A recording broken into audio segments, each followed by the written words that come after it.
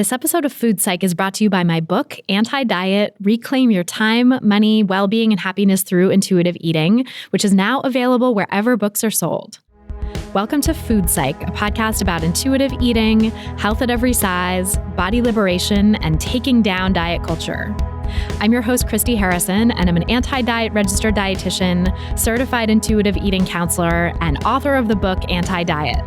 Join me here every week as I talk with fellow anti-diet advocates about their journeys toward peace with food and their bodies. And by the way, on this show, we bleep out diet culture stuff like weight and calorie numbers, but we don't censor swear words or other adult language, so listener discretion is advised.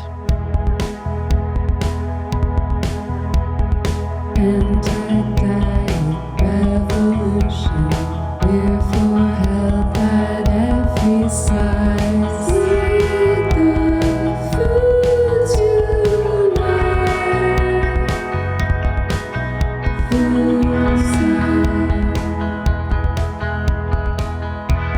Hey there, welcome to episode 233 of Food Psych. The world is upside down right now with COVID-19, but I'm still your host, Christy Harrison, and I'm still going to be talking with a guest today, but I'm also going to answer a listener question about COVID-19 and have a feeling that most of my answers to listener questions are going to be about this for a long time, or for a while at least. But in the interview portion of this episode, I'm going to be talking with fat-positive psychologist and eating disorder specialist Rachel Millner about how she navigated changes in her body while helping clients in eating disorder recovery, coping with discomfort in a larger body, how the health at every size community responded to her weight gain compared to the culture at large, teaching kids how to navigate diet culture and other forms of oppression, and so much more. It's a great conversation. We obviously recorded it well before all of this pandemic stuff hit, but I can't wait to share it with you in just a moment. First, though, I know that things are even more heightened this week with the COVID-19 situation than they were last week.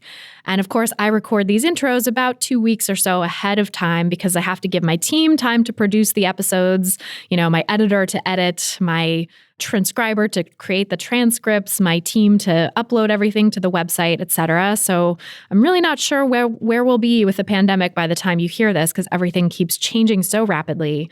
But as I'm recording this, basically everyone in the US where I live is socially distancing and working from home, or suddenly unemployed and laid off because their work dried up with this virus, as it did for my husband last week and for a number of our friends as well. So things are feeling kind of uncertain and scary for my family right now, as I know they probably are for many of you.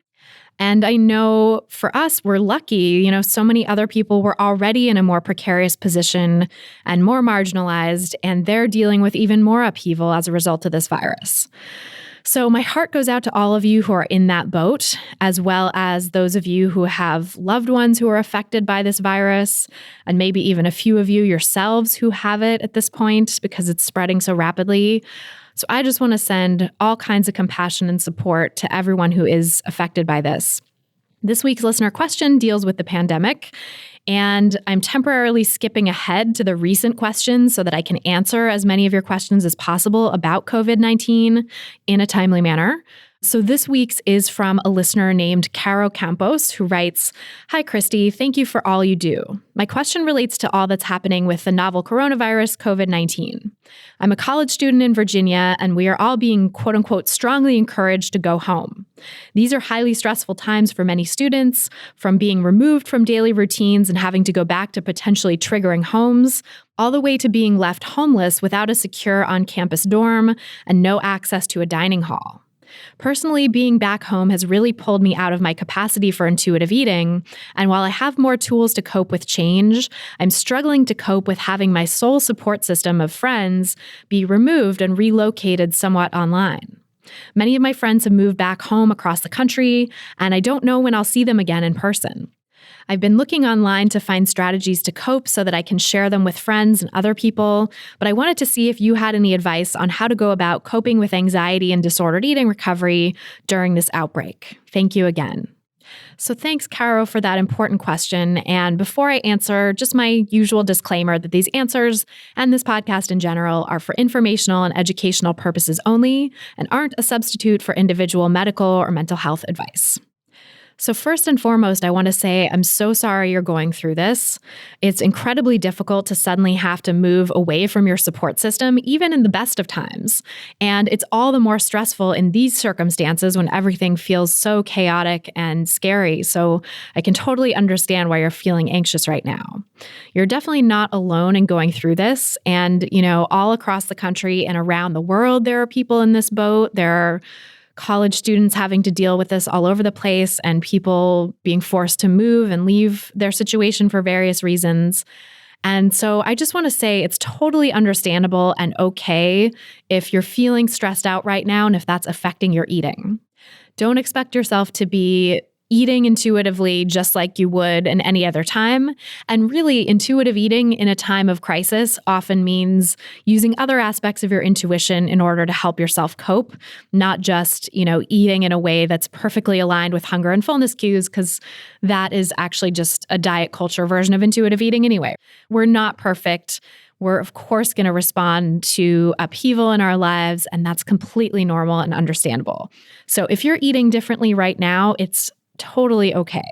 If you're eating stuff you wouldn't normally eat, eating a lot, eating at weird times, all of that is okay and expected and understandable in a situation like this. Food can really feel like love in times of uncertainty, especially when you've previously been deprived. We talk a lot on the podcast about how people see themselves as emotional eaters, as turning to food for comfort when they've previously been deprived, when they've gone through situations of food insecurity or the food insecurity caused by eating disorders and dieting.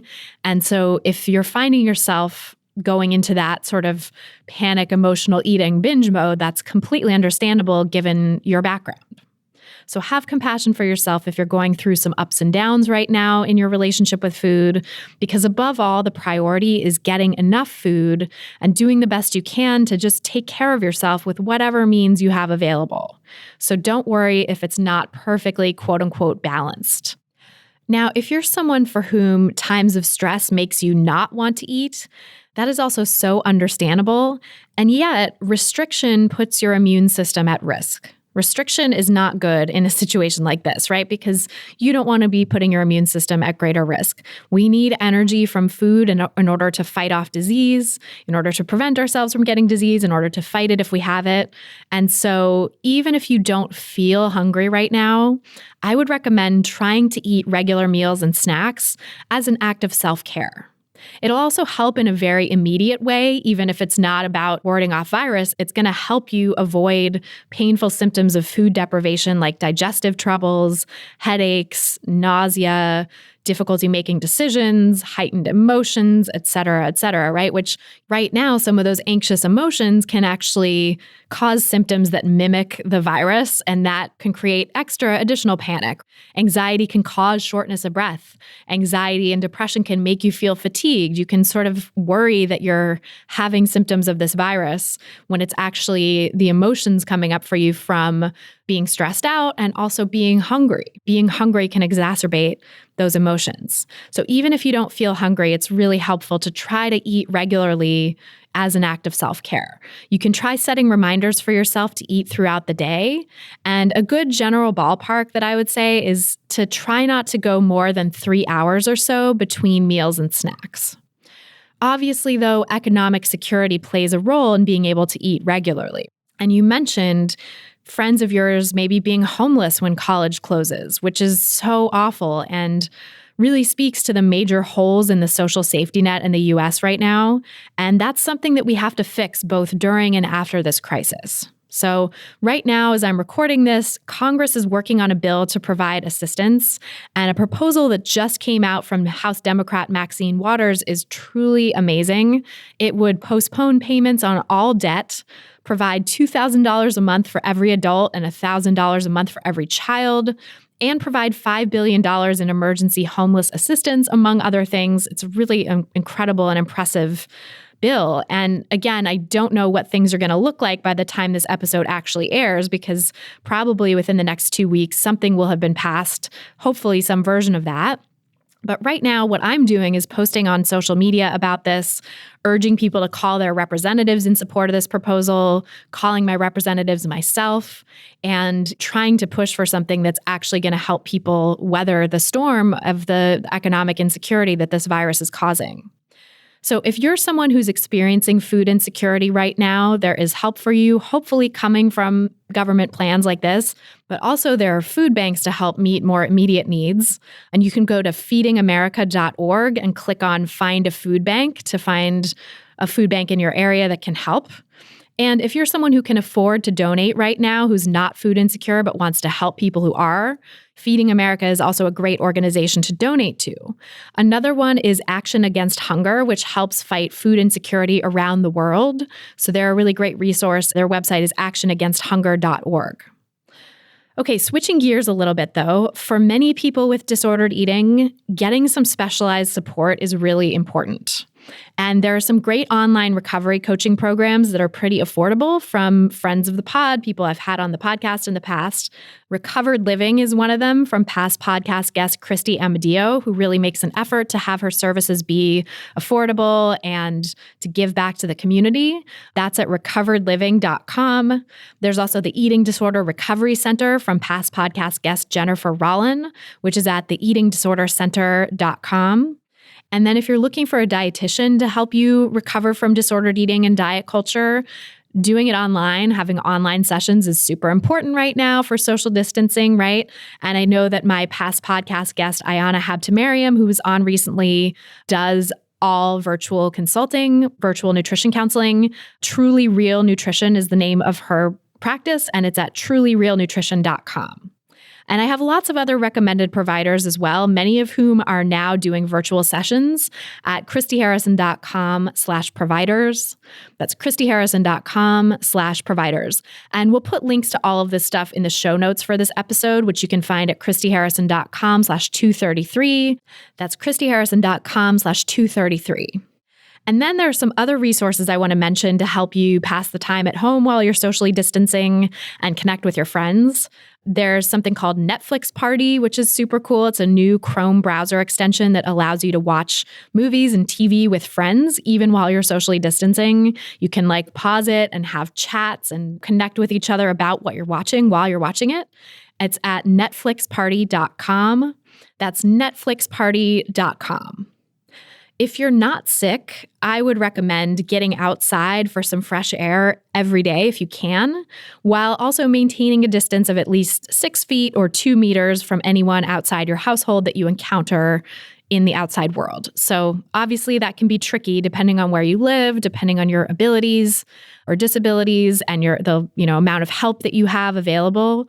But I think just getting outside or even opening up your window and just sticking your head out into the fresh air can be really helpful for kind of alleviating the cabin fever that comes along with social distancing for so many of us.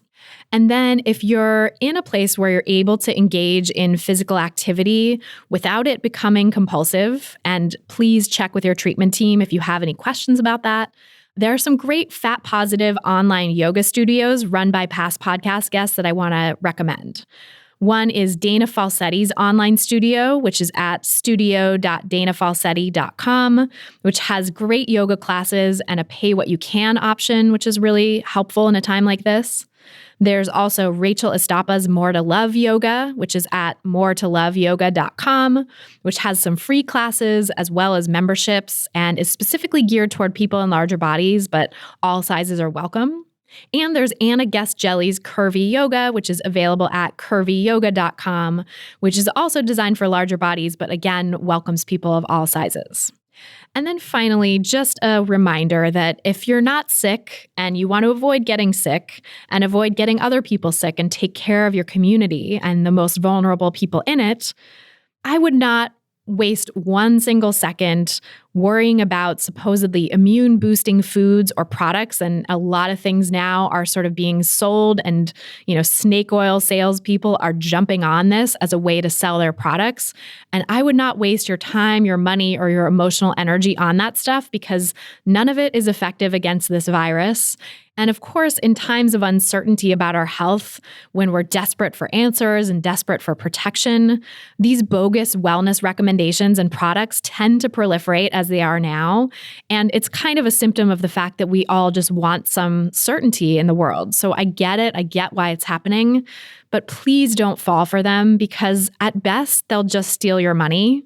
But at worst, they can do serious harm. Some of these products out there on the market, like supplements and herbs and things that are being sold for supposed protection against COVID-19, are adulterated. They're not regulated. These products have unknown substances in them. And previous research has been done on supplements and herbs and unregulated substances that shows that a disturbingly high percentage of these products have medications that are undeclared, like steroid medications or antidepressants or things like that in them that are not on the label. They can have heavy metals in them that are harmful to your body. They can have other contaminants in them. And so it's really important to keep yourself safe and not go taking unregulated supplements and medications and things that are from unknown provenances. If you have a healthcare provider you trust, you know the source of what they're recommending to you, like it's a medical doctor or nurse practitioner or a physician's assistant or someone like that who's recommending a medication that you need, of course, please take it. Psychiatrists as well, anyone who's recommending medications that you need to support your physical and mental health in an ongoing way. But these things that are coming up that people are recommending and companies are recommending as like short-term immunity boosters for COVID-19, don't mess with that stuff. That would be my recommendation. Stay away from that stuff. And also don't worry about eating the superfoods or trying to make sure that you get a certain number of fruits and vegetables or anything like that. Do the best you can with the resources that are available, because I know, depending on where you live, a lot of things that you might eat regularly just aren't available right now, and that's okay. Just do your best to eat enough with whatever is available, and it may not be the most pleasurable food experience right now, but it's at least keeping you alive. It's keeping you sustained, and that's important. So instead of falling into the wellness diet trap around COVID-19, really stick to what we know to be the best possible ways of preventing illness, which is to wash your hands regularly, like really often, 20 seconds per time with soap and water. Keep your distance from others, 6 feet or 2 meters away from anyone who's outside your household. Don't touch your face with unclean hands. You can, of course, wash your face and things like that, but wash your hands first.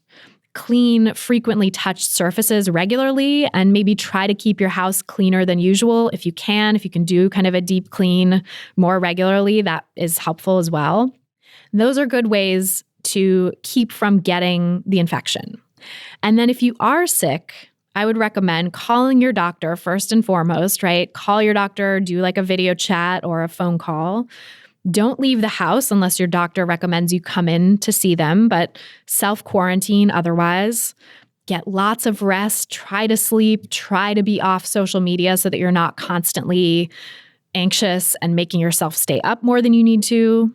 Drink plenty of fluids. Take over-the-counter medications for symptoms that you have, like a cough and sore throat and things like that. And clean all the surfaces you touch in your house to avoid spreading germs to other family members if you can help it. So I hope that helps. I'm sending so much compassion to all of you. And just to let you know, we'll be doing this podcast on its regular schedule as long as we're able to. As of this recording, my team is all healthy and well and continuing to work. So I'm so grateful for them for showing up in this time of crisis, and I'm doing my best to take care of myself so I can show up. So far, so good. Doing the whole social distancing thing, washing my hands, staying away from crowds, staying 6 feet away from anyone who's not my husband, et cetera, et cetera. So we'll be here for you every week as usual, barring any unforeseen issues, and I will be back next week with more answers to your coronavirus questions. To submit your own question for a chance to have it answered on an upcoming episode, you can go to christyharrison.com/questions. That's christyharrison.com/questions. And then this is where I usually tell you that if you want to ask me multiple questions and have me answer them every month, you can come join my online course, Intuitive Eating Fundamentals. And the course is definitely a great resource for members during this time of uncertainty, both because it gives people hours and hours of content to dive into while you're maybe off work and have more time on your hands, and also because it has an awesome community forum where people are supporting each other and where I and my team are spending a lot of time to help support the members through this pandemic. But I know that right now might not be the time for a lot of you to be making a bigger investment like this course. So I wanted to share a couple other resources that I offer that are free or lower cost. First, I have a free audio guide called 7 Simple Strategies for Finding Peace and Freedom with Food, which you may have heard me mention at the end of podcast episodes before, but you can get it when you join my email list by going to christyharrison.com/strategies. That's christyharrison.com/strategies. And when you join my email list, you'll automatically get a free 4-day mini course to help you make peace with food and break free from the life thief that is diet culture. So just go to christyharrison.com/strategies to sign up for all of that stuff. And then if you want to go a little deeper into this work, I have a 5-day mini course called A Taste of Intuitive Eating that helps you take the first steps on the path to peace with food. It covers how to recognize and fight back against the diet mentality, how to use self-compassion as one of the most powerful tools in your process of making peace with food, how to start untangling your self-worth from weight and food, and more. It's got journal activities and prompts for each of the 5 days. And at the end, you also get the option of continuing on to the Intuitive Eating Fundamentals course at a special savings. You can learn more about the mini course and sign up at christyharrison.com/mini-course. That's christyharrison.com/mini-course. And then the final resource I want to mention is my book, Anti-Diet: Reclaim Your Time, Money, Well-Being, and Happiness Through Intuitive Eating, which is available basically wherever books are sold. It's a great companion to this podcast because it goes into depth about diet culture and the ways that it harms us, with hundreds of scientific references and resources to help you make the anti-diet case to the people in your life. It also lays out the foundation of intuitive eating and helps you start making peace with food in your body. Just go to christyharrison.com/book to get it, and consider ordering it from your local independent bookstore if they do delivery or shipping, because small businesses are really hurting right now. You can find a link to my book on IndieBound at christyharrison.com/book. Also, if you've already read the book and loved it, as I know quite a few people listening have done, thank you so much. And I would be incredibly grateful if you could take just a moment to leave an Amazon review and mark all the other 5-star reviews as helpful, because those positive reviews help more people discover the book, which helps grow the anti-diet movement and ultimately helps make the world a safer place for people of all shapes and sizes, including the very largest sizes, which God knows we really need right now. So thank you all for reading the book if you have, or for planning to read the book if you haven't already. And I'm so grateful to everyone listening now more than ever in these uncertain times. This episode of Food Psych is brought to you by ThredUp. I often say that getting comfortable clothes that fit the body you have now is essential for feeling comfortable in your body, even as it changes. But right now, most of us don't want to be spending money on clothes or going out shopping. Thankfully, with ThredUp, you can get the clothes you need while being kinder to your wallet without ever leaving your house. ThredUp is the world's largest online thrift store with up to 90% off estimated retail. Instead of going out shopping, which we probably are avoiding right now, you can customize your search on ThredUp by your size, including plus sizes, your style, and your budget, so that you can find the best deals instantly. Everything is in high quality condition, and lots of items even have their tags still on, so you can get great clothes that help you feel comfortable, even if your body is changing. Sustainable, stylish, and totally affordable. You'll look and feel good with ThredUp. And for Food Psych listeners, here's an exclusive offer. Get an extra 30% off your first order at thredup.com/foodpsych. That's thredup.com/foodpsych for 30% off your first order. thredup.com/foodpsych for an extra 30% off today. Terms apply. And now, without any further ado, let's go to my conversation with Rachel Millner. So Rachel, welcome back to the show. I'm so excited to have you here again for our second conversation for the podcast. Thanks for having me. I'm excited to be back and to talk to you again. Yeah. So our last conversation for the podcast was episode 145, which was actually a little over 2 years ago by the time this airs. So that's a while. And I know a lot has changed and developed in your career since then. So can you catch us up on what you've been up to since people last heard from you? Yeah, I can't believe it was 2 years ago. It's amazing how time can just fly like that. But yeah, the last time that we spoke, I was working in an eating disorder program in a children's hospital. And since then, I've left that role and now I'm working full time in private practice, which has been a really great transition. You know, I really loved what I was doing before, but it's nice to have a lot more autonomy and flexibility and to dive even deeper into the work that I love to do. That's awesome. And what are you specializing in your private practice? Yeah, so I work with people with eating disorders, all forms of eating disorders. And then I do a lot of work with people who have either disordered eating or a long dieting history and are really just in general wanting to heal their relationship with food and body. I do a lot of work around weight stigma. So I have quite a few clients who are in larger bodies. And unfortunately, it's hard to find eating disorder treatment that's fat positive. So I'm really fortunate to be able to do that work. It's so important. I think, yeah, we have so many areas we can discuss around that fat positive eating disorder treatment idea. I think there's such a need for it.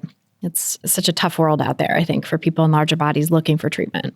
Yeah, it really is. I was thinking about it earlier, actually, when I had tried to access treatment years ago and just kind of reflecting on what's changed since then. And I think so much in the movement has changed, but I'm not sure that the eating disorder field as a whole has evolved or changed in the same way, which is so disheartening. Even just yesterday, I saw an article by one of the major eating disorder organizations that was focused on one of the O words and in children, and that, you know, we need to be worried about that. And yeah, it's just so disheartening.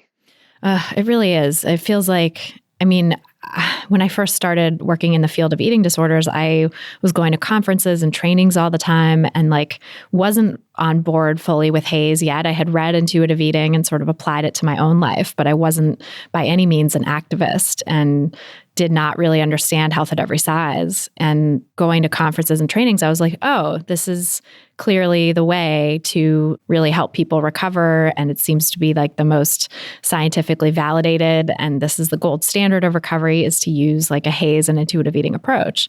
And I just don't understand why, when I was, first starting out, it was so easy. I mean, I guess the reason is because I didn't have all the baggage of having done it a certain way for years or decades before. So it was easier to make that transition. But if someone who's just switching careers and moving into this field can get it, I just feel like everyone should be able to get it. It's not that hard, and it's very disheartening to see how slow our field is as a whole to adopt these ideas.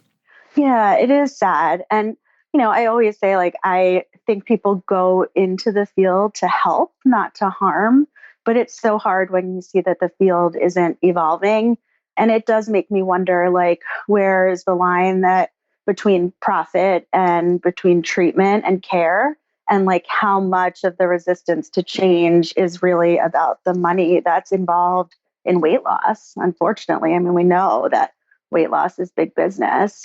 And, I think that there's a lot of people who maybe don't even want to take that money, but are pressured to because, they can get certain grants and things that they maybe aren't able to get if they're not doing that weight loss research. Yeah, that's so true. Eating disorder treatment centers, I feel are very pressured to have an O-word track in addition, or a weight loss track in addition to the other things that they offer, or offer weight loss with their binge eating services. And it's just it's so antithetical to everything we know supports recovery. And it is so understandable in diet culture too, that when especially these big national treatment centers are concerned about their profit margins, are looking for ways to maximize profit at every turn, that they would grab at that as another income stream and another way to get people in the door. It is sad. And I always, we talk about quote unquote evidence-based treatment, and there's this push in the field to like make sure we're practicing evidence-based treatment. And yet when the evidence is about health at every size and weight inclusive care, all of a sudden the evidence goes out the window and we don't need to follow it anymore. It's really bizarre. It really is. It's like, oh, don't look at that evidence over there. That's not the right evidence. Look at this one over here. Pay no attention to the man behind the curtain with weight loss. Like there's nothing to see here. Move along, even though we have all these decades of research showing that weight loss doesn't actually work long term. It's, intentional weight loss is not sustainable and all of that stuff. Yeah, exactly. But if you challenge any other kind of evidence-based treatment and say, like, do we really have all the evidence we need? Does this treatment really work for all people? Has research really been conducted in the communities that we're needing to do more research in? Then, you're vilified for questioning evidence-based care. Right. It's really tough. And I'm so glad that people like you are out there in the field of eating disorders, like advocating and doing this work. And I know you've made some inroads with the Academy for Eating Disorders in terms of addressing weight stigma and its conferences and having a robust social what is it called? Special interest group. Special interest group. That's right. Yeah. Robust special interest group for HAES and weight inclusive care. Yeah, it had Erin Harrop and I co-lead that SIG right now. And it has been really great to see that consistently at the conferences, our SIG meetings are the most well attended. We have the most people in the room pretty much than, compared to all the other SIGs. So that definitely gives me hope that maybe things are changing. Yeah, absolutely. Me too. And just to know that all these clinicians and clinicians to be listen to this podcast and are being influenced by it and being, developing the tools to practice in a weight inclusive, non-weight stigmatizing, really helpful way to help their clients recover from eating disorders rather than just perpetuating the status quo. Yeah, this podcast is so important because I think it gives people access to this information, maybe when they're still sort of straddling the fence and aren't ready to like commit to a training or a certification, but they get all this great information, listening, and then hopefully continues to push them to shifting the way that they're caring for people. Yeah, thank you. I agree. I think it's a good way to just kind of plant the seed for lots of people. And I know for myself too, like it took me so long. It took 10 years basically from the time that I was introduced to HAES to becoming like, a full-throated advocate for it. I was actively very resistant to it when I first learned about it, and was practicing from a very weight normative paradigm and like fully believed in the so-called O-word epidemic and all the rest. So I know how much resistance people have to these ideas and have very much experienced that myself. And like I know how possible it is to get to the other side too. Yeah, I think it's nice when we can share these stories of people when we've started out in the weight normative model and then evolved over time, because I think it reminds providers who maybe are practicing in a weight normative lens right now and they're sort of starting to dip their toe in or questioning that there is a path they can take to get to weight inclusive care and to health at every size. And that, it's normal to have resistance at first. It's so understandable and so common. And that like, you don't have to stop there. You don't have to stop at this place where you're railing against it and feeling threatened by it and feeling resistant. You can actually learn more and continue to evolve and continue to develop your own understanding. And, hopefully one day you will come to be rooted in health at every size too. Right. Yeah, exactly. So much unlearning that has to happen for that to occur, right? And unlearning the diet culture messages we've always been taught and learning the truth about weight stigma and how harmful it is and weight cycling and dieting in general and the problems with that. Yeah, I think it's a long process for sure. It is. And even unlearning the training that we've received, I mean, just as in terms of how we practice, not just even around diet culture, but like unlearning the ways that we were taught to treat people and to have relationships with people and all of that as well. Yeah, having a relationship centered on the scale and centered on telling people what they can and can't eat is so common for dietitians at the start. And I think that's, it's a really different paradigm and a really different way to practice when you're working with someone on healing their relationship with food and partnering with them and helping them explore that relationship and heal that relationship rather than being this sort of top-down authority figure saying like, eat this, not that. And it's so freeing for people when they interact with a dietitian who's working from a HAES lens. I know when I've referred clients to dietitians, almost always the first response is like, but I don't want somebody to tell me what to eat. And I'm like, these are different kinds of dietitians. And then they come back in and they're like, oh my gosh, you were right. I didn't even know that kind of dietitian existed. I love that. That's why I always like to say I'm an anti-diet dietitian, just to like jar people's expectations of what a dietitian is from the start. Be like, it's not that kind of dietitian. Like this is different than what you might expect a dietitian to be like.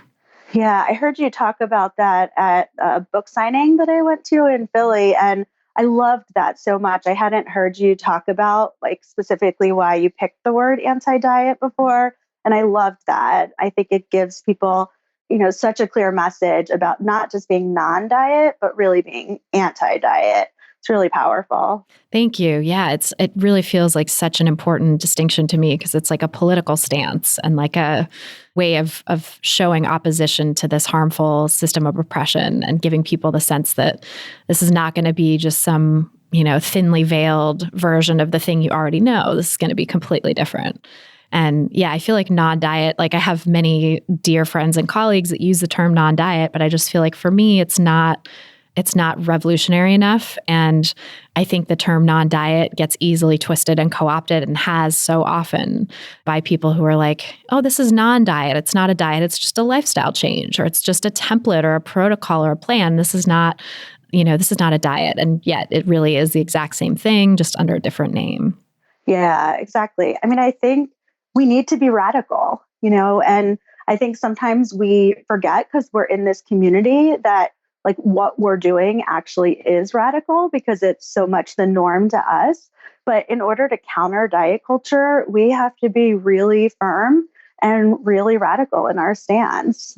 Yeah, absolutely. Because I think if we are wishy-washy or like open to some of diet culture's ideas and admit like certain things into our worldview, then it just becomes unsafe for people. Like it becomes a place where they feel confused and triggered and scared, and their sort of past trauma responses to like all of the weight stigma they faced and all the food phobia and food shaming they faced gets activated. And to me, that's not helping people. That's not doing no harm and giving compassionate care. And obviously we all have our learning curves with this and we all kind of have to go through it where we're like, ooh, that didn't go over well. Or like I said something that I realized later is coming from a diet culture perspective that I hadn't examined before. And I have to kind of go back and revise that. So like, it's not, to shame anyone for doing that. I've done that too, but we're all continuing to learn. And to me, like understanding that it's a radically different paradigm, I think is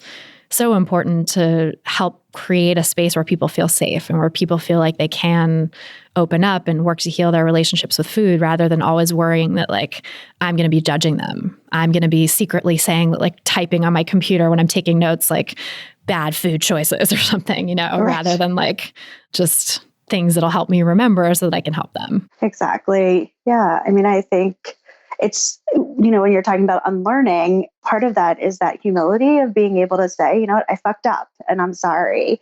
And, this is some place where maybe I hadn't examined before or explored within myself. And some of my own internalized shit showed up. And I'm really sorry that you were the recipient of that. And that was not okay.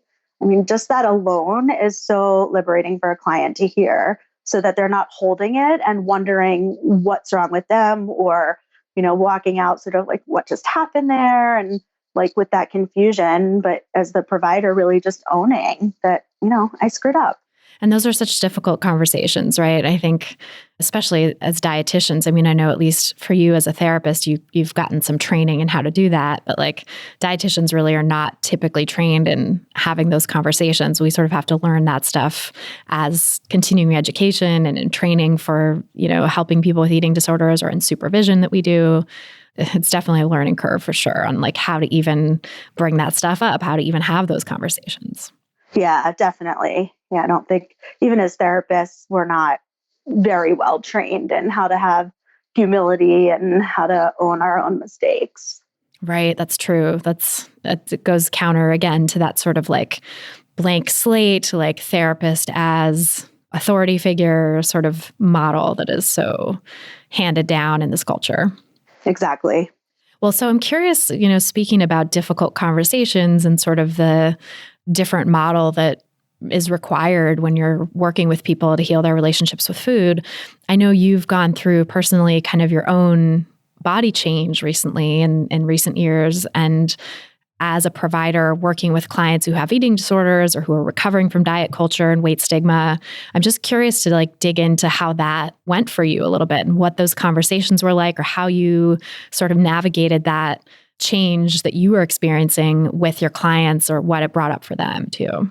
Yeah, it's something I've thought about a lot and really reflected on, both, experiencing body changes within the HAES community, within my own life, and then as a provider in the field. I think, with my clients, body changes, at least my body changes, kind of happened over a period of time. And I didn't know where my body would end up or what would happen. So in the beginning, I definitely found it a little bit more challenging knowing how to have those conversations and if I should have those conversations. And, I gained weight, but I didn't know like what was going to happen. Was I going to continue gaining weight? Or so it was sort of this kind of period of just sort of sitting with it. And obviously, if any clients brought it up, we would have those conversations. But in the very beginning, I found myself just kind of taking more of like a wait and see approach. And then, as my body changed more, I started naming it with clients, not with everybody. It really was based on like the kind of work that we were doing and the relationship that we had. And I found that for the vast majority of my clients, it was really freeing for them to see that not just that we talk about these things in practice, but that, my body was changing and getting bigger, and I was not trying to do something to stop that. And I think it increased trust in a lot of ways, that it was like, oh, if you're able to walk through this and tolerate it, maybe I could do that too. Or maybe you're really not judging me. It feels like people are going through it on their own if they're seeing their provider stay the same size and their body's changing. And so they can project all kinds of things onto the provider in terms of like what we're thinking about them as it happens. But if they see that you're a human being too, who also has gone through a body change, then I feel like that could be very liberating and make them feel closer to you in a way. Yeah, exactly. And to just be completely neutral about it. And I didn't pretend with my clients that it wasn't hard. I think naming that body changes in this world are hard, particularly when you're gaining weight. It's difficult. So I named that in terms of like dealing with weight stigma in the world. But when I was talking about it, like how it felt within myself, to be able to have like a pretty neutral response and just be like, yeah, my body changed, bodies change. And I wasn't giving a reason or trying to make a story about it or anything. It was just bodies changed. And this is the body that I'm in right now. And I don't know if it's going to be the body that I'm in a year from now or 2 years from now, but this is where my body needs to be. And just kind of talking about it in that way. And a lot of curiosity for my clients about that, because, most of the time in the world, we don't hear bodies talked about with that level of just neutrality and acceptance. So it really led to a lot of good conversation.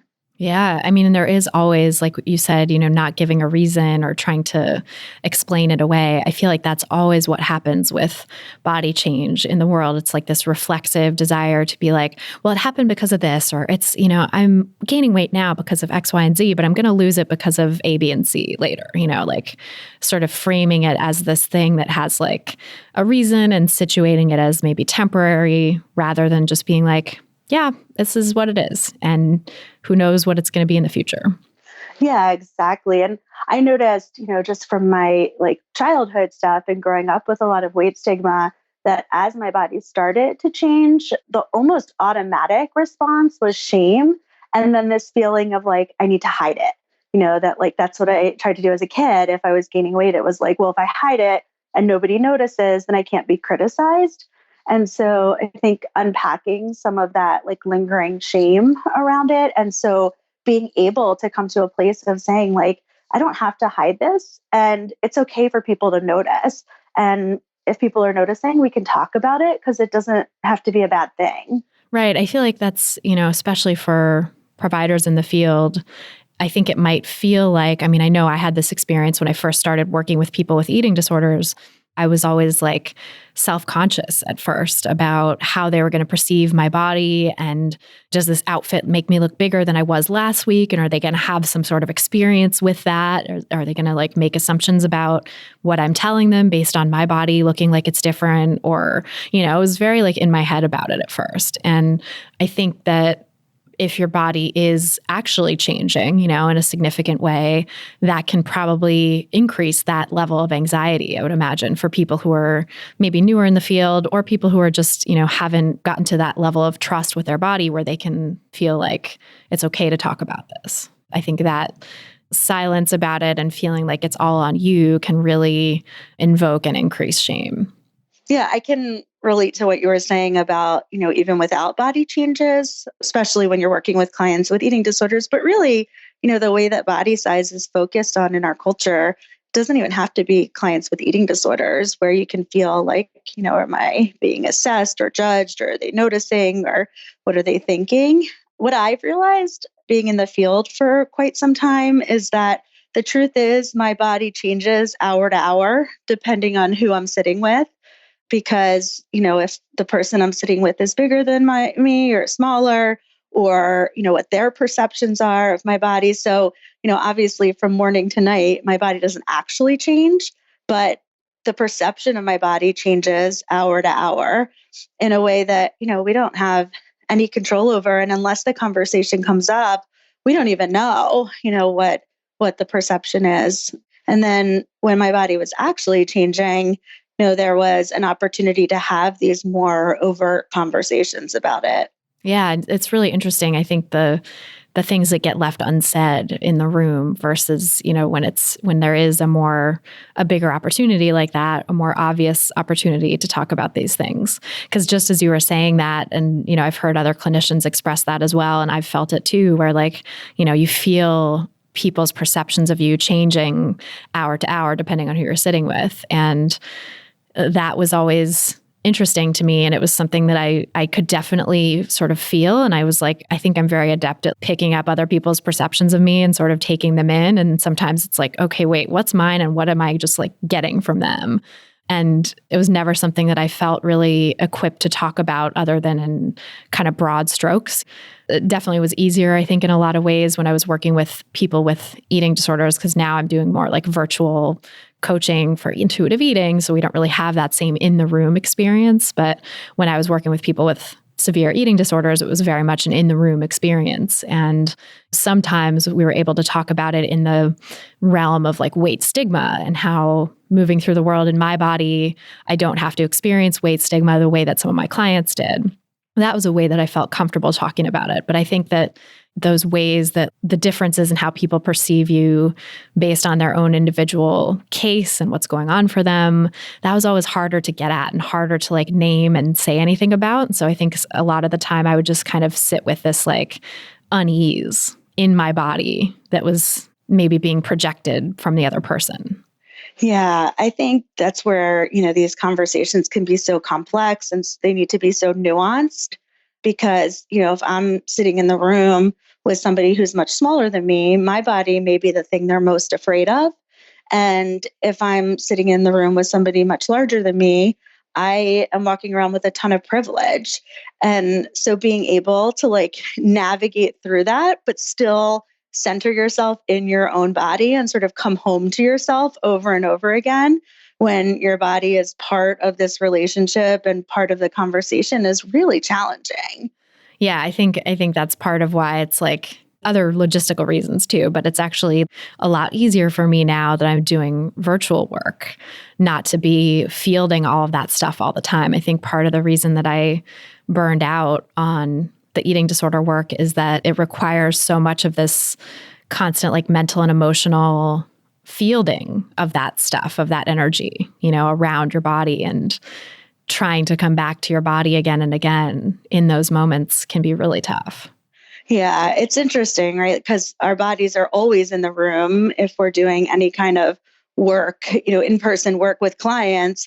And yet with people with eating disorders, it's such a different way that our bodies are in the room, and a, different conversation to navigate. Yeah, it's so different. So what's your experience been like then in terms of the clients with eating disorders and the people for whom maybe there's a lot of fear of weight gain, seeing your body change? How has that played out? Yeah, I mean, we've had a lot of discussions, clients of mine who have been really scared. And I think some of what has scared them and some of the conversations that we've had is their fear of their body being out of control, or that they're going to gain weight forever and that there's never going to be a stopping point. And so seeing my body change and having that anxiety of like, is my body going to change forever? Where would my body stop? And then their fear of like, what would happen to them in their body if they started to work on eating more intuitively and healing their relationship with food and body. So being able to have those kinds of conversations has been really important. I have found really that as we've had these really difficult conversations, that they, for the most part, have come to a place of it feeling helpful that my body has changed, and clients seeing my body change has given them permission to allow, just even to take the risk of considering their body changing. I don't hide my body in the room, so I just sit however I sit, and my clothes hang however they hang. And sometimes I'll ask those kinds of questions, like oftentimes my clients are sort of covering themselves up, or, sitting in a position so that they feel like they're, hiding their body. And if they're talking about that, I'll ask those questions, like, what's it like for you to have a therapist who's like, just sitting here and you can see what I look like and I'm not trying to hide. And so that's led to some interesting conversations. I think my fear was that I was going to face a lot of judgment and a lot of questions. And instead, I faced a lot of, I was met with a lot of curiosity, and ultimately clients feeling like it was really hopeful. And like, I think I had said it earlier, but they could trust me more, that it was sort of evidence that I wasn't just sort of telling them one thing, but then doing something else in my own life. That like, if I was allowing my body to change as it needed to, that, I wasn't restricting, I wasn't dieting. And I think a lot of our clients doubt that. Like, we say it in the room and we may know that we're truly living, HAES principles and intuitive eating and our fat positive in our lives, but they don't see us outside of the office. So I think for a lot of our clients, they're sort of like, well, yeah, she's telling me that's what she does, but what's actually happening outside of this office? And so I think for them, just kind of sitting in the experience of my body changing, help them to trust that like I actually was doing what I talk about in session outside in my personal life. Such a great point, because I think one of the questions that I get sometimes too is like, it's all well and good for you to say these things now, but what if your body changed? What if you gained a lot of weight? Because as someone with thin privilege, it is easier for me to say these things. It is easier for me to be an advocate for HAES. And, I get pushback for sure, but I don't get the kind of pushback, the kind of vitriol that people in larger bodies do. It's just not the same experience. And so people are like, well, what would you really do if you gained weight? And it's like, well, I don't know, because that hasn't happened yet, really. But I hope that I would be able to practice these principles, and I feel strong and solid in living these principles. And I know I have a community around me that would support me no matter what my body looked like and how it changed. And, in some ways, if I gained weight, I think it would make me feel like a safer person to some people. But I can't know that for sure until it actually happens. So I think the fact that you are having it actually happen and you're sort of like living out your principles and people are seeing that, it puts that question to bed. It's like, okay, this is what happens when she gains weight. This is what she actually does with it. Yeah. It's funny that you mentioned that, like, sort of having a community, it's really been this fascinating experience of gaining weight in the HAES community and then gaining weight in the world. Within the HAES community, I have felt so embraced and accepted, and it's such like so much freedom. Like it's actually been really healing for me because I've never had an experience in my life where I've gained weight and people could name it without judgment, that we could talk about it without judgment, that I could say like, this is hard, but nobody was like, well, then maybe you should try to lose weight or. And in a lot of ways, I feel kind of more a part of the community, which is sort of, I don't know if that makes sense, but there's, being in a larger body, there's a way of sort of being in this community that has just felt just really liberating in a way that's really hard to articulate. But, if people imagine just, all the messages of diet culture and imagine your body changing and gaining weight in a community that like fully embraces that, it's really powerful. So that's been, I obviously didn't know my body was going to change, but since it has, it's been really amazing to see what it's like to gain weight in the HAES community. And then at the same time, my body's obviously changing in the world too, and what it's like to kind of hold both. Certainly dealing with a lot more weight stigma in the world. It's harder to navigate spaces. I certainly still have a lot of privilege in my current body size, but definitely just noticing, it's a little harder to fit in chairs and, the airplane's not as comfortable and just things like that. And being aware of these messages of like, my body's not okay. Certainly like on social media, getting a lot more comments about my body in a negative way that I really didn't get before. So like having these two experiences, it gives me, at least it's given me a vision of like, if the world was fat positive and we really got to a place of fat liberation, how amazing it would be to exist in a fat body, because I think being fat is great. It's the world that makes it uncomfortable. It's never been about fat bodies. It's always been about the weight stigma in the world. And if we took the weight stigma away and could really celebrate how amazing fat bodies are, everybody would be free. It would free people in smaller bodies too. Yes. Oh, exactly. Like it would be so liberating to have the people in the very largest bodies be celebrated and lifted up because that frees everybody. The weight stigma trickles down. It's like the weight stigma is heaped the most on the largest people, but it trickles down from them to everyone else in smaller bodies too, so that everybody's terrified of being fat and feels bad about themselves if they gain weight or if they eat the quote unquote wrong thing or whatever it is. But yeah, how amazing would it be if the world were just like the HAES community in its response to weight gain? Yeah, I feel really fortunate because I don't think many people have the opportunity of gaining weight within a fat positive community. It's like this little microcosm of, it's this tiny community that, I don't think most people have that experience, but to be able to have that, I feel really fortunate. Yeah, it's amazing. I'm so glad that you did because, as you said before, it sounds like it's completely like diametrically opposed to how weight gain was experienced earlier in your life and that you had weight stigma coming at you from all corners. But this must be a really healing experience to have, people that do support you through this process and aren't telling you to shrink your body, even as you're experiencing some weight stigma out in the world. Exactly. Yeah. Who have just been completely, it's not just supportive. I mean, they have been supportive, but it goes beyond supportive. It goes to like encouraging. It goes to like, your fat body is beautiful. It goes like way beyond just the like kind of basic level of acceptance that we would all want and becomes more celebratory, which is just an experience that it's really hard to put into words. I mean, I keep trying to circle around and try to describe it, but I think it's such an unknown experience, something so far from anything I've ever experienced before that I'm like still trying to find the language for it. Yeah, it's like a felt sense, it sounds like. Yeah, that's a really good way to describe it.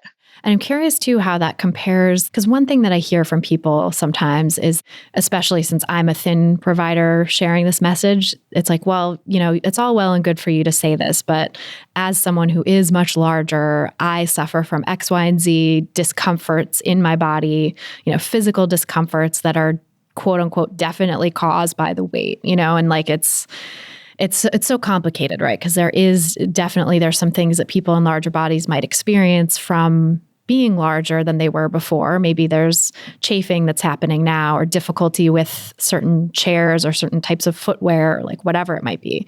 And the weight stigma plays such a huge role, right? And in creating that discomfort. So I'm curious to hear your thoughts on sort of like the physical comfort in your body now, having gained weight, versus in the past having gained weight, if there was a difference in the physical discomfort you may have felt when you were also experiencing a lot more internalized weight stigma. Yeah, that's such a good question. And I'm glad you're like naming the part about the physical discomfort, because I think, because the world is so stigmatizing of fat bodies and so critical, I think sometimes we're hesitant to have these conversations. And I think they're really important, because I think for people who are living in larger bodies, it's important for us to be able to talk about our comfort or discomfort in our bodies, or navigating the world, or, pain or anything, without then making it about, well, your body's wrong and you need to change it. So what I have found in my experience, my recent experience of gaining weight, is that there are ways that I feel less comfortable. Aside from navigating the world physically, in terms of chairs, in terms of finding clothes, those kinds of things are, of course, harder because the world is not built for fat bodies. But in terms of just physically what it's like to be in my body, I have had to adjust and sort of learn my body again. I've had to learn, you mentioned chafing, like what kinds of pants and shorts are okay, and otherwise, like what makes me feel uncomfortable if I'm walking around in a certain style. I notice that I'm sweating a lot more and I'm, hotter. So, how do I wear my hair and how do I dress so that I'm not uncomfortable all day? I've noticed just, and some of this may be getting older too, but I'll have a little bit more just like aches and pains. And so what I have found is approaching all of that as neutrally as I possibly can, which is hard. It is really hard in our culture that tells us that if we're fat and we are having any kind of physical discomfort, it's our fault and we should just try to lose weight. So I don't want to minimize how hard it's been, or say that I've just done this and it's been easy and, no problem, because it's definitely required quite a bit of work and therapy and just, within my community to navigate through this. But I think what I've come to is naming that, even if it is related to my weight, the answer still isn't weight loss. That there are things related to all kinds of parts of ourselves, people who are fairer skin are, maybe more at risk for skin cancer. And, that doesn't mean we say that they need to change their fair skin. And so that's the way I've thought about it, not trying to come to a place of being it has nothing to do with the size of my body, because I feel like that then negates really my lived experience and what it has felt like. But being able to say maybe this is related to weight gain or my body being larger now than it was before. And that doesn't mean I change my body as a result. I still find care for whatever's going on that has nothing to do with focus on weight loss. And I think that is so different than what it was like before, when I was dealing with weight stigma all the time. I think, well, first of all, when I was having weight stigma coming at me from every which way, and including my family, and I was younger and didn't have a lot of the skills and advocacy that I do now, I wouldn't have named any of that. I wouldn't even gotten help for any of it, because there is no way I was going to admit to anyone that at a higher weight, I was experiencing physical discomfort. I had so much shame, and I knew the response was going to be lose weight. So it was sort of why even have the conversation? And then, of course, because I wasn't going to say it or get help, it got worse and I felt more uncomfortable. And then that spiraled into like, see, there is something wrong with your body. It is, your body's wrong. You need to lose weight. And it just kind of reinforced itself. So I think that's been maybe one of the biggest differences between my body changing now and when I was younger and was just surrounded by weight stigma coming at me from every direction. That's huge. That's amazing, that difference. And I love that you name that it's just like, there is some stuff that is physically different and maybe uncomfortable about living in a larger body, but that it's not going to be helped by weight loss, that's not the solution. Because, yeah, you've been down that road. Like, you know how that ends. And probably all of us listening kind of have an inkling of where it goes when we try to lose weight. Exactly. And I think that's such an important reminder. It's so easy to get pulled into the like pull of like, well, let me just quote unquote fix my body and, work on weight loss. And for me in the past, trying to lose weight has landed me in anorexia and, in a really, significant illness. But even if it didn't, like, even if I could lose weight through dieting and not spiral into anorexia, that I still don't want that life. I don't want my voice to be silenced by restriction. And I don't want to not be able to go out and enjoy events with family and friends. And I don't want to have to be rigid around what I'm eating. And, I want to feel free in my body, however it's meant to be. So even if I never developed an eating disorder, I still don't want to spend my life dieting. And for me to be thin, that's what I would have to do. And I don't want it. I want no part of it. Yeah. Oh, it's such an important thing to kind of game out, like, to think through or play out the tape, as they say, like what that would actually entail if you were to lose weight or try to be thin, that like the life that it would take away from you is not worth losing. The way that it robs you of life is something and something you've experienced in the past. And now you've seen something different. Now you've seen another way and you've seen that you can live free from that. And, I'm sure so helpful to have the HAES community behind you, supporting you in that as well. I think it's maybe more difficult for people who don't have as strong of a support network in their IRL life, or even maybe necessarily their online life, where they don't feel as connected. It's probably harder to feel like, well, this life is worth it. And I'm going to continue on the HAES path because I know that I get so much more. I think it's like ultimately diet culture is a life thief and it steals from us and it robs us of our time, our money, our well-being, our happiness, like energy, all of these things. But in the short term, when you're first starting to recover, I think it's harder to see that sometimes because you're struggling in a different way. It's like you're struggling under diet culture, trying to follow its rules, and now you're struggling under diet culture, trying to break its rules. But there's no sort of life beyond it yet that you can see how much better it is. And so it's like you're trying to just hold on to these little glimpses of hope, but it can be really hard when the going gets tough. Absolutely. I have so much compassion for people who are doing this hard work without a HAES community or without a non-diet community. This is tough work. It is hard. And to do that surrounded by diet culture and not have the validation of a HAES community, that takes a whole lot of resilience and a lot of strength. And I understand why people get pulled up back into diet culture. It is so understandable because, we all want belonging. And if you don't have a HAES community and the dieting is what helps you belong, or being in a smaller body is what helps you belong, it makes so much sense that, you get pulled back in. So yeah, I really have a lot of compassion for anybody who is trying to work on allowing their body to heal. And that means gaining weight for them, and doing it without a HAES community is tough. And I really, I think it's so important that you're naming that.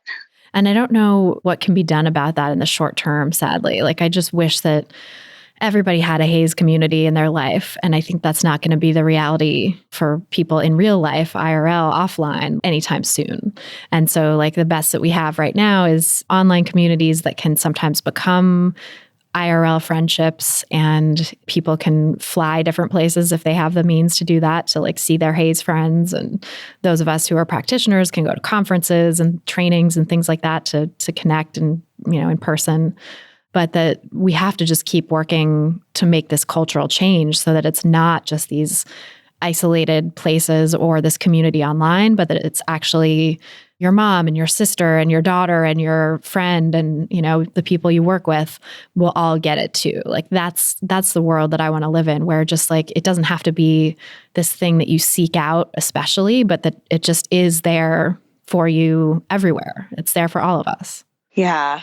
Oh my gosh. Can you imagine what an amazing world that would be, that it's just there and available for everybody? It's just, it's incredible to think about. I know. And I really hope we can see that world in our lifetime. I mean, I know that's a probably very long shot, but, at least maybe in the next couple of generations, I would love for that to be the case.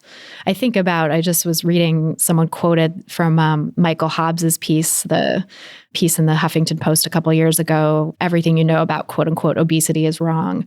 And he has a line in there saying, talking about, or a section in there talking about like the disconnect between when scientific discoveries happened and when it actually resulted in major cultural change. And it was like something like 60 years between when scientists first discovered that citrus and vitamin C cured scurvy and when that actually was implemented into practice. So 60 years of like people dying of scurvy when we knew better, when we had the solution. 60 years from like, I think maybe the polio vaccine, I forget what the other example he gave was, but some vaccine and its actual implementation. And so, again, several decades of like people dying needlessly. And that gives me hope in a way that even though, it's very sad to think about that, and that's probably the moment that we're in now, where we have all this research showing that conventional weight paradigm is not the way.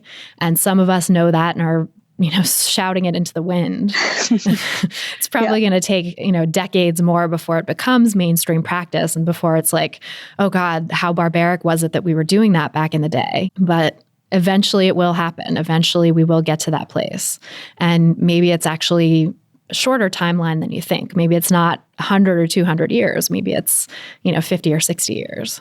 Yeah, that's so interesting. I don't remember reading that. I remember the article, but I don't remember that detail. But it makes so much sense.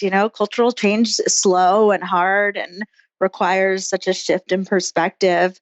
But I've noticed probably in the last 2 years that a lot more, especially of my adolescent clients, come in knowing at least quote body positivity or HAES. And obviously it's a biased sample because oftentimes, people are seeking me out because they know I'm a HAES practitioner.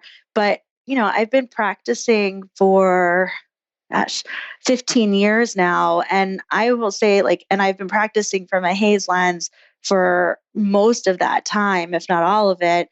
And it's only been in the past 2-ish years that people are coming in already pretty well versed in HAES and intuitive eating. So I think there are signs that things are changing. That's really exciting to hear. And I do think I look to the youth to see the future and the change and the cool possibilities that are coming. Because I really do think teenagers and kids today are so much further along in terms of social justice understanding, so much further along in terms of body acceptance and, acceptance of bodies of all sizes. It's pretty cool, the differences. And of course, there's a lot, this is another thing I want to talk to you about is raising kids in this culture, because we were talking a bit off mic about how the sort of pressures on kids and the things that your kids come home with and, are told by peers at school or hear from a TV show and things like that. So it's definitely not, universally hopeful, but it's just exciting that kids, certain kids anyway in this culture that I've interacted with and teenagers and stuff seem to be, having the language to push back on that stuff and to deconstruct it and to question it. Yeah, absolutely. I think if we adults could just get out of the way, kids would change the world. Oh, yes. I'm curious to hear about your experience of raising kids in this world and navigating all the diet culture stuff that's coming at them, but also teaching them how to navigate it themselves and what you've experienced in that. Yeah. So, an interesting world to navigate with kids for sure. Being a parent is such hard work. And, I think we talk about it, but until you're in it, it's hard to realize how difficult it is and how much there is to sort of navigate with kids. So as a parent myself and, with other parents, I have a lot of compassion and, we all make mistakes. Like I never knew how much I didn't know until I had kids.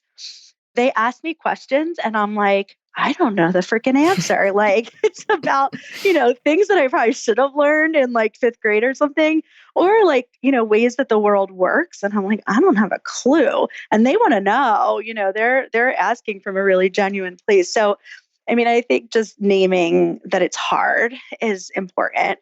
The other thing I want to name before I, jump into kind of what I've done with my kids is just that I do this work for a living. And so I have a lot of experience in the HAES community with intuitive eating, with the division of responsibility, working with people with eating disorders, being in my own healing process. So I think things are much more accessible to me because of that than maybe to some parents who either are just becoming aware of diet culture or, are aware of it, but not in the field. And so I'm always just aware of that when I'm talking about, what I do with my kids. So my kids are 7. I have twins and they are in second grade. And the two things that I think have probably had the biggest impact, one has been I have opted them out of anything in school that was related to food, body size, nutrition, anything like that. And I think parents sometimes don't realize that we have the right to do that we can tell the school, like, actually, my kid's not participating in this. And what I do every year is just send a note to the teachers, to the school nurse, to the cafeteria, and just explain my philosophy and say, I don't want my kids involved in the, height, weight, BMI crap assessments that they do at school. And if you're having a nutrition lesson, I want my kids to be removed from the classroom for that. Or my kids can bring whatever they want for snack and for lunch, and I don't want comments made. They can eat it in whatever order. They can eat as much or as little as they want. And so that has had a big impact, and they know why. So I've always explained it to them in an age-appropriate way. But one of my kids told me a dentist came to talk to their class, and I guess the teacher didn't realize that the dentist was going to talk about food. And so the dentist started to go into, the whole, if you eat sugar, blah, blah, blah. And so my son came home and he said, Mommy, we were in class and the dentist started to talk about sugar and I knew what he was saying was wrong, but I didn't know how to get out of the classroom. So I just covered my ears. Oh, that is so cute. Oh my gosh. I was like, that's awesome. So like they're starting to learn these skills too of like, how do we navigate around diet culture when it comes up? And I've tried to protect them, but I can't and won't always be able to protect them. So, and then the other thing I've done that has been helpful is having these conversations with my kids. So from the time they were really young, even before they could understand, all of our books were either talking about just general acceptance. It's hard to find books that specifically talk about size, especially for younger kids, but lots of books about different kinds of families and different kinds of people, and had images of different size bodies and talked about how we're kind to people and we don't tease people. And then as they got older, starting to just talk to them about, different body sizes and how bodies come in all shapes and sizes. And isn't that really amazing? And approaching all conversations about bodies with like a lot of curiosity and appreciation. So even, because I think sometimes we forget that like for kids, anything that happens with them, with their bodies is like new and exciting. So like, I remember the first time, like one of my kids had a scab and they were like, what is this? And so it's like, isn't that so cool that like your body knows how to heal from a cut. Like your body is protecting you. And so, like, working on that kind of body appreciation in all different ways, I've made sure that like I don't hide my body around them. And so now that they're older, I'm probably a little bit different in terms of like what I'll wear in front of them. But when they were younger, definitely letting them see my body and not hiding it or covering it, and talking to them about like, different people we know who are in different size bodies and how great that is. And then with food, really talking about like how our bodies are so smart and they know what they want and we can trust that. And I've made all foods available. We don't talk about quote unquote good food, bad food. We have every different kind of food in the house that they like. They are not required to try anything. The other day I was laughing. I actually took a picture of it, but I looked at the breakfast table and there was, remember everything. I think it was like a bowl of cereal, an apple, and a piece of cookie cake. And that's like what they chose for breakfast. And it's like, they get to do that. I'm always in awe of kids. Like the other weekend, I took them to this like dinosaur show. And at the show, they picked out a bunch of different snacks and had ice cream and popcorn and pretzels and whatever they wanted. And it's fine, and when we got home and I like made them dinner, and both of them took like one bite of dinner and then like both in a row asked for one apple after another. I was just like, oh my God, like their bodies just know. Like, I've had to like spend years rebuilding that relationship. And even now it's still hard sometimes. And it's like, they're just listening. They don't have any judgment about it. They just know. Wow. That's so cute. Mhm. It really is amazing too to see kids that have never been subjected to diet culture and just are really still in tune with their bodies like that and how they navigate things. And yeah, it's like, they'll eat a whole bunch of one thing and then a whole bunch of another thing, or not much of something, not much of anything else after that, and like take a little break for a while and digest and like be disinterested in the food that they were so excited about 5 minutes ago. As soon as they're done, it's like they're done and moving on, going on to play. Exactly. Yeah. And I think, having that neutrality, like, they happened to have apples when we got home, but it would have been equally okay if they had chosen any other food, that it's all neutral in our house. And of course, they hear other messages in the world from adults, from kids, from everywhere. And the way we talk about it in our house is just everybody learns things at different times. And some people haven't learned yet that, bodies come in all shapes and sizes, and that one body isn't better or worse than another. And some people haven't learned yet to listen to their bodies and not to like think one food is, better or worse than another. And, they've learned it, but some people haven't, and that's okay too. And, we don't have to judge them for that. We just know that we have different ideas about food and bodies. That's so cool. And does that in practice, because I know you said when we were talking earlier off mic that another kid was sort of food shaming one of your kids at school. And I'm curious how that might kind of play out in practice and talking back to that kid who's food shaming. Like, how did your child respond to that moment? Yeah, the story was that one of my kids who at lunch, a little kid who sits next to him basically said, if you're eating so much sugar, you're going to get diabetes. And what my son did in the moment was basically just said, don't comment on what I'm eating. He said, I'm going to eat what I want, essentially. And then when he came home, he told me what this kid said and then asked me like, well, what is diabetes? He had no idea.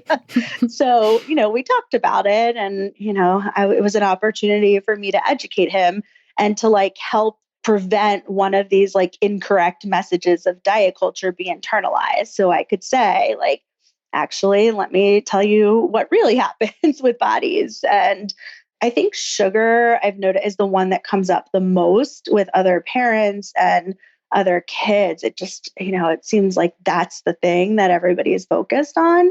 And so my kids hear that, like they will say, some people think that sugar isn't, a good food or whatever. And then, but usually now they'll be like, but I know they're wrong. And then they go back to whatever they're doing. Or they'll say like, so-and-so was saying it's bad to be fat, but I know they're wrong. And they just kind of like go on with it. They'll tell me like, oh, I was watching such and such show and they said something that was wrong. And even I read books to them still at night. If something's like really blatantly fat phobic, we together cross it out and either like write something new in or we just skip over that part. But I've noticed lately, like even things that are a little more subtle, particularly around like gender norms and around like heteronormativity, like they've started to like pick up on those things as well. So if it's like, the girl was looking at the boys or whatever, they're like, Mommy, that's wrong. Why do they think that girls only like boys? Aww. Or, so like kids get it, if we talk to them about these things and, as they get older, they can ask more and more questions and start to like understand things maybe a little more from their own lens instead of like just kind of repeating back what they hear parents say. But they're like, then that's the point where they've internalized it. Yeah. And that's so cool that they're learning to ask those questions and challenge media they're getting and the messages from teachers or messages from other students, that it's not just because I feel like I remember growing up questioning everything, but at a certain point being told like, that's just the way it is, or you have to just follow the rules. I feel like that was the message for a lot of us, I think, growing up in this culture, and maybe still is for a lot of kids too, is that, questioning is tolerated to a point. And then it's like, well, you just got to do what they say. You just got to follow the rules. This is the way it is and you can't change it. And I think the idea of questioning like media and books they consume and being able to say that's wrong is such a useful skill and is going to take them so far in terms of seeing injustices in the world and being able to push back against things or like cover their ears. Like so cute that he was just like, well, I didn't know what to do, so I covered my ears. It's like, yes. That's great. And like having that will and that sort of having that permission too from you to do that, I think is so amazing.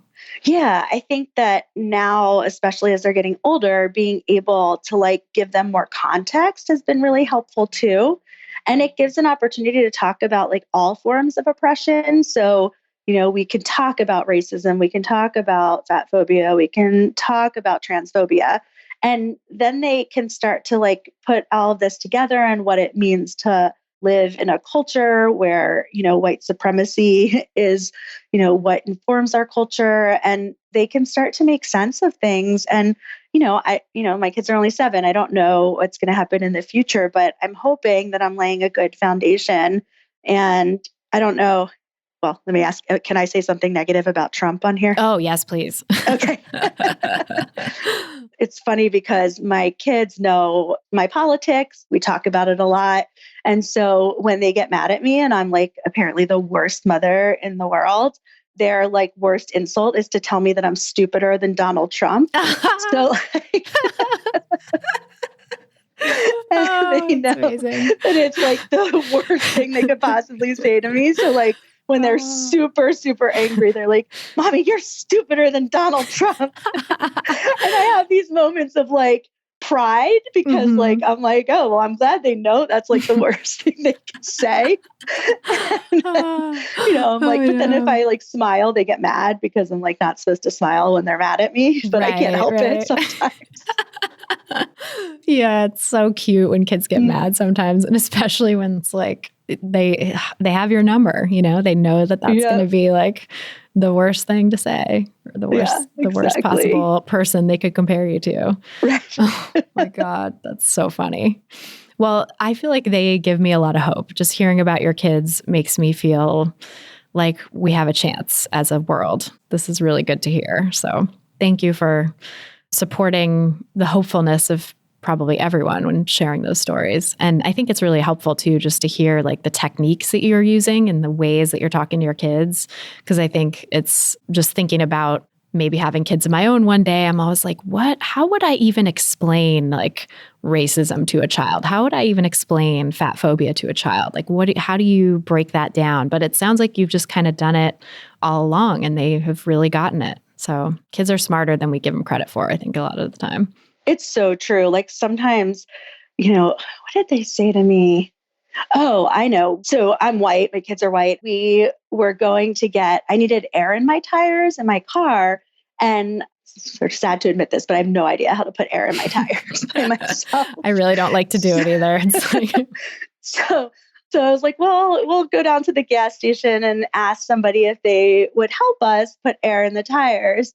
And so we did. And they were like, Mommy, how do you know that they're going to help? And I'm like, well, hopefully they will. We'll ask and see. So we went down there and sure enough, the person who worked there, I said, do you mind helping? And they helped put air in the tires. And we were driving home and my one son was like, Mommy, if we had black skin, would they have helped us? Oh, wow. And it's like, oh, they are listening, they get it. And they're putting it together now that they're getting older, like all these conversations that I've had with them. That's so cool. At 7 years old, too, to be asking a question like that is just like, fuck yeah. Like that's smart kid. Yeah. Yeah. Thanks. And that they totally just get it too. I think like, obviously you've explained these concepts enough that now they're being able to like put it into practice in the moment and think of something like that. Yeah. It's really, really great. And like I said at the beginning of the conversation, I mess up all the time. Like this is really freaking hard. If you walked into my house last night, you would have seen one of my sons lying on the floor screaming and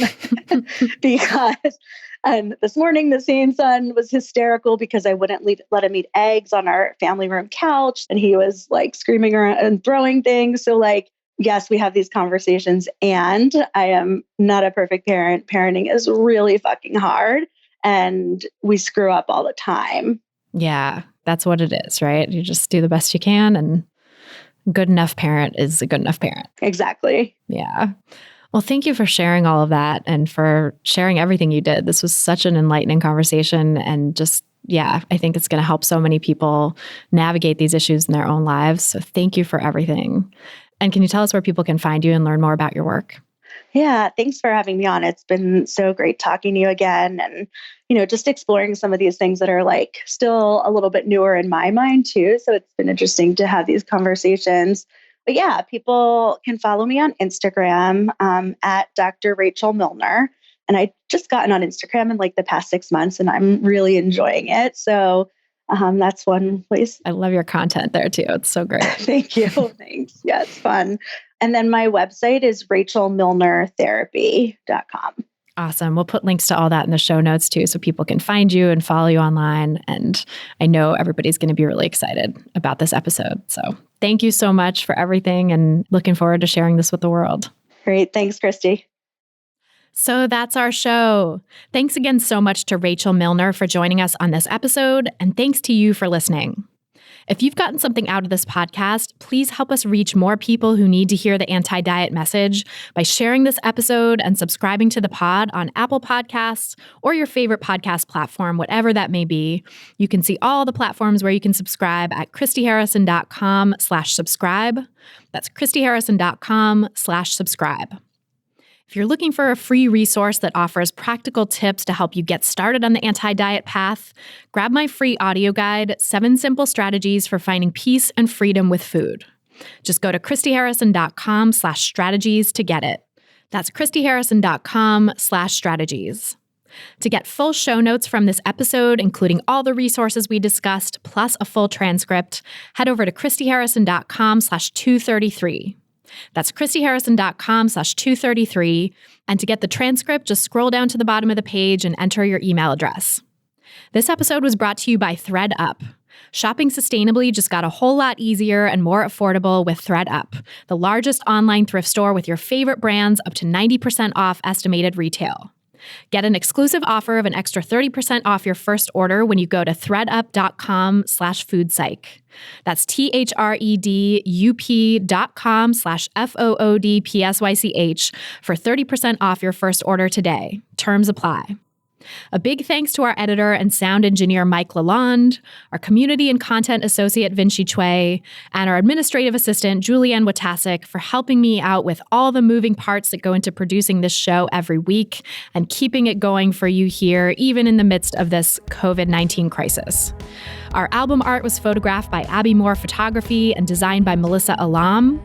Our theme song was written and performed by Carolyn Pennypacker Riggs. And I'm your host and producer, Christy Harrison. Thanks again for listening, and until next time, stay safe, hang in there, and as always, stay psyched.